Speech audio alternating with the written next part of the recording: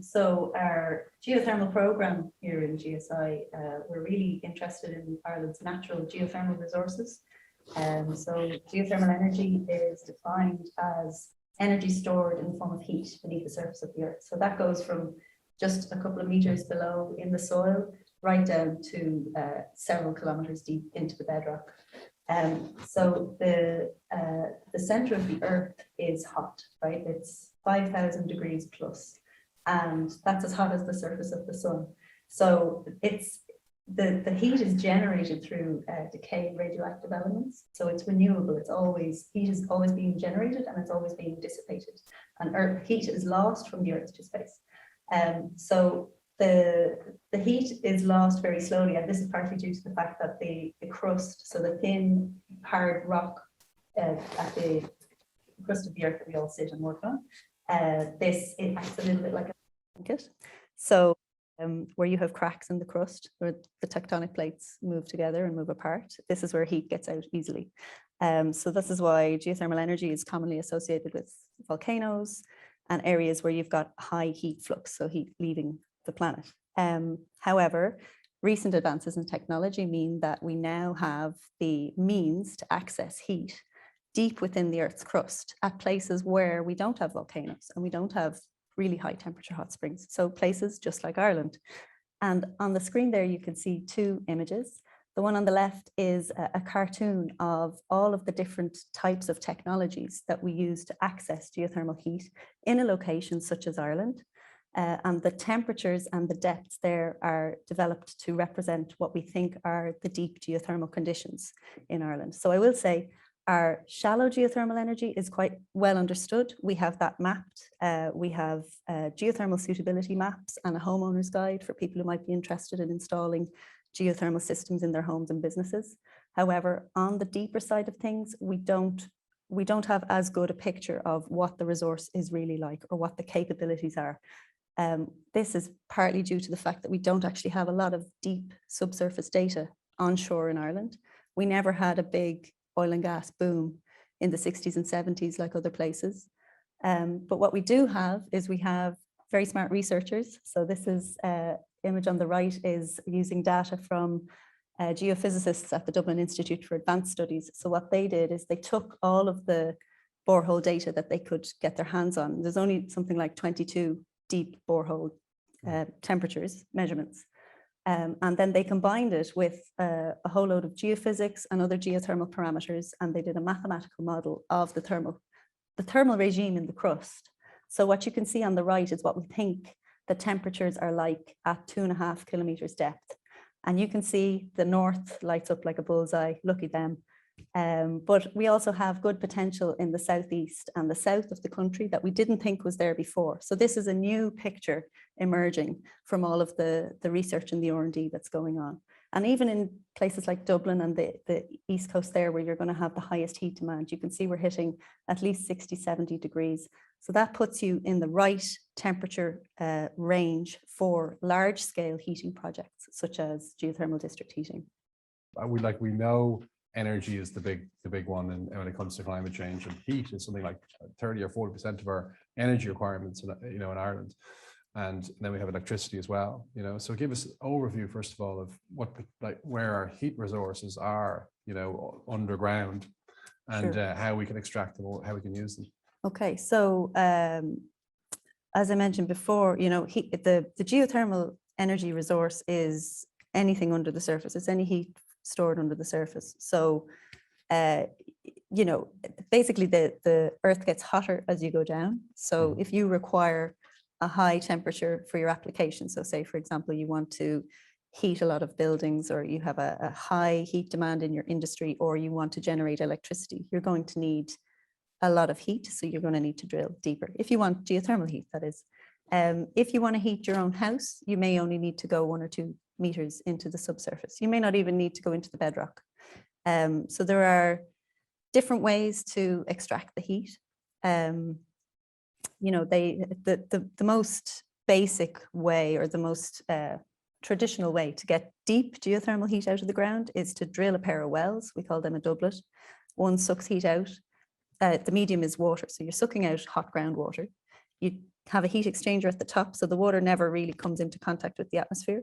You take some heat off the top, use it in your application, whether that's a district heating network or maybe it's for drying or something, or geothermal cheese is my favorite. And then you re-inject the slightly cooled water. You set up a circulation pattern. You have to get the system right so that you're not sucking too much heat out too quickly. So like I said before, the heat is generated all the time. It is a renewable resource, but it is possible to suck too much heat at the time. So we've heard anecdotal evidence of people who install ground source heat loops in their gardens. They're wrongly sized, and then the daffodils don't come up anymore, you know, or the footpath gets icy in the winter when other places aren't icy. So it is vital to have the capacity to size and install these systems correctly. And I think they got a bad name in the past. Okay, you're saying that sometimes geothermal has been used and it's actually cooled the surface. So when it's done badly, okay, yes, you can get these sorts of effects. Or you hear often where somebody says, oh, geothermal doesn't work. My uncle's cousin had it in his house and the house was freezing. And that's where the system wasn't designed correctly for that building. Yeah. So retrofitting and making sure the buildings are up to scratch is a huge thing to using geothermal energy efficiently for heating. So a couple of questions on that loop system you're talking about. We drill down and somehow we put drills into the ground and it creates a loop upwards again. And then we fill that loop with water and then we start pumping it.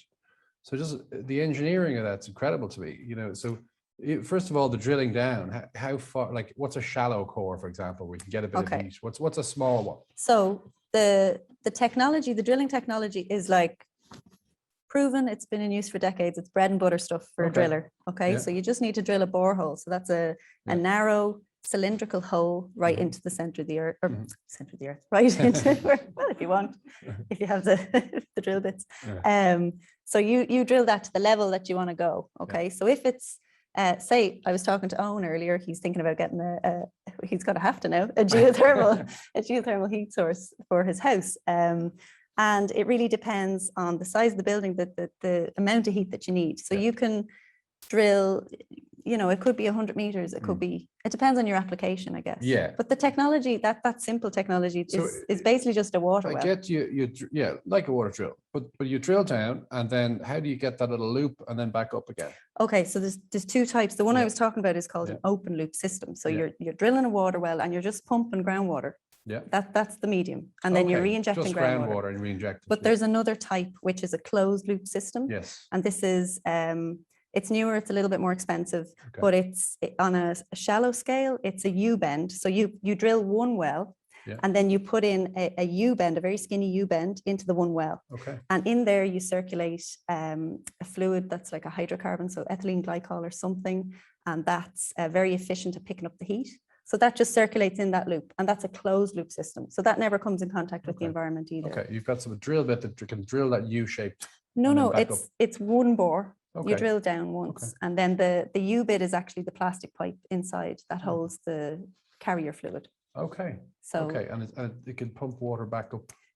So it circulates within this closed loop and it just brings the heat up. It's within the zone. So the great thing about the closed loop systems is the open loop system you can use where you have a lot of groundwater.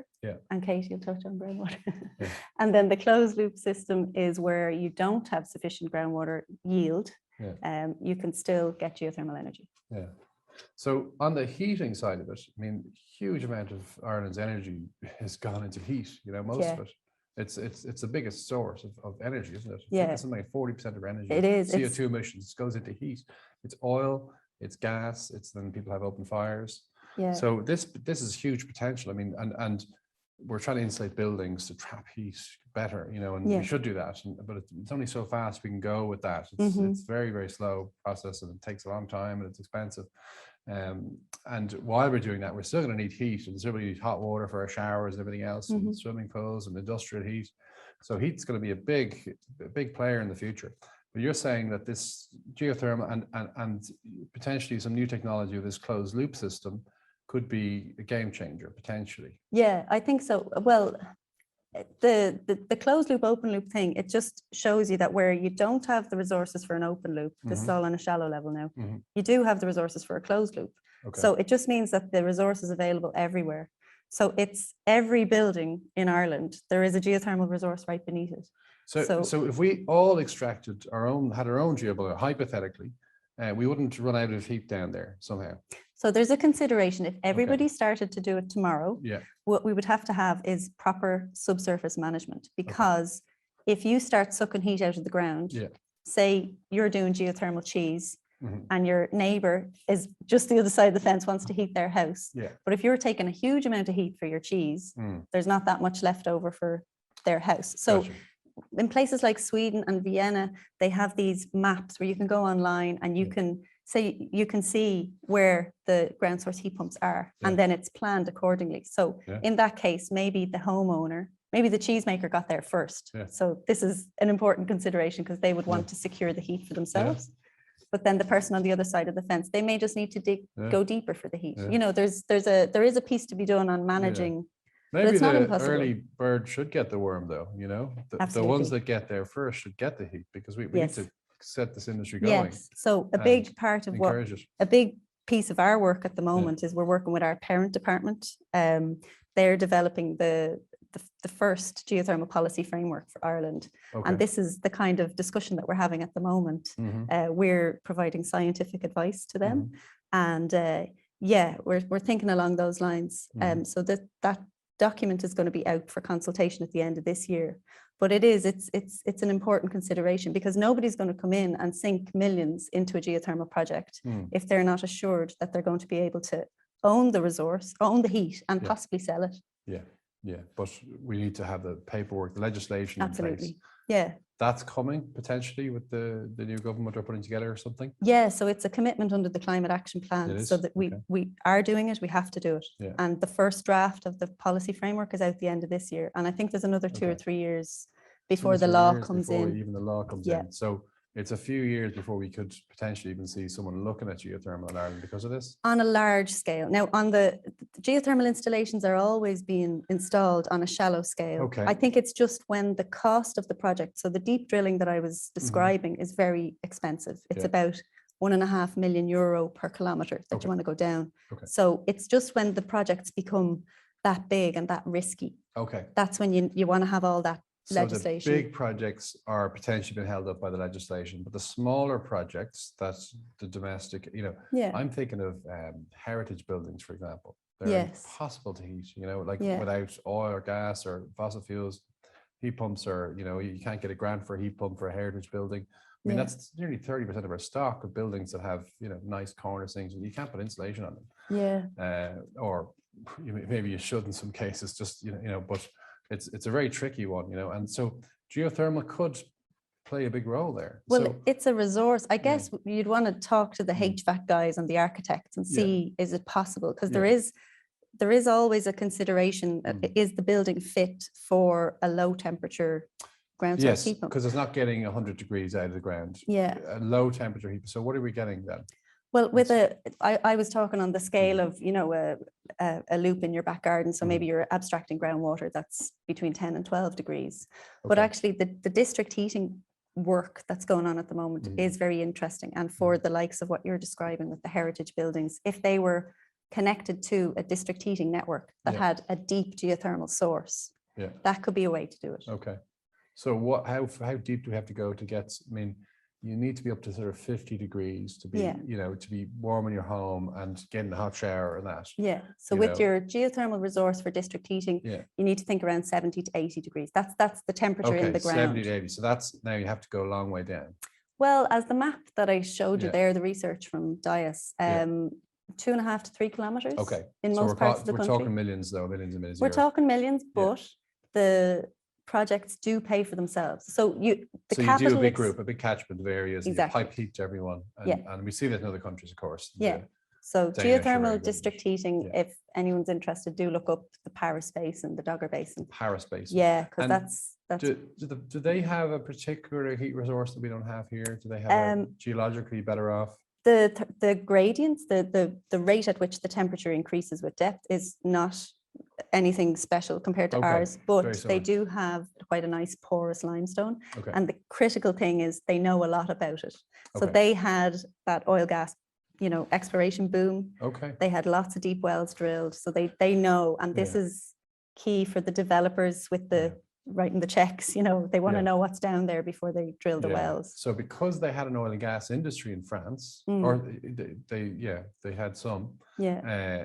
they were able to use that knowledge Yeah. and drill this into this basin, and they've okay. Yeah. So, and So it's, we don't we see have it all that. over. No, and the Netherlands is like Yeah. the best example. So the Netherlands are sitting on a database, a deep subsurface database that's worth about 10 billion euro, and they got it for free. So the oil and gas companies paid for it. Oh, the database, because they were doing oil extraction, and then Yeah. they said, look, you have to share the data with us. Exactly. So they made it a requirement Okay. to get the They made data. a requirement to share the data. Yeah, and this is going on decades. So they Okay. have decades of data. Okay. And what it means is they are really certain about their subsurface, Yeah. and they are able to legislate. They are able to Yeah. provide, you know, state-sponsored finance and insurance for Yeah. developers. So they've had a real boom since about 2011. So they're on their way to getting a lot more. Oh yeah, geothermal. they're leading the geothermal decade. The Germans aren't far behind them. Okay. Yeah. So the Dutch, the Germans, Yeah. and who else is ahead there? Well, the Paris Basin is like Okay. for And the district French. heating, for geothermal That's district heating, it's, you know. Okay, Yeah. and the French, okay. So they have a lot of, so there's a lot I of always potential. use those examples because they Yeah. have a broadly similar geological setting to Ireland. You know, Yeah. you could talk about Italy, but they have a much higher temperature Okay, setting. so Italy is easy. Yeah. Okay, Yeah. so they're doing it, but they're just, Yeah. So you're actually comparing against countries that are similar to us, Yes. that we yeah. could do that. Yeah. Okay. But we've disadvantaged, funny enough, that we didn't have an oil and gas industry here Yeah. exploring. So we need to find a way to work out what's going on underground. Yeah, we need more data. Yeah, Yeah. we need more data, and somehow maybe stimulate an industry to, subsidize industry to go drilling. This is key as well. And understand Yeah. this, maybe take the risk away. Yeah. Take the risk away from developers. Exactly.